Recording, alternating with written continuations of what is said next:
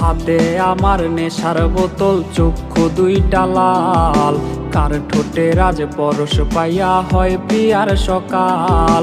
ঘরটায় আমার ধোঁয়ায় ভরা বিষাক্ত এক ঘ্রাণ, ধোয়ার সাথে হয় না আরে হয় না অভিমান। আইজ আবেগ দিয়া নেশার নৌকায় পাংখা লাগাইছি, মাতাল হইয়া প্রিয়ার খোঁজে পানি জমাইছি।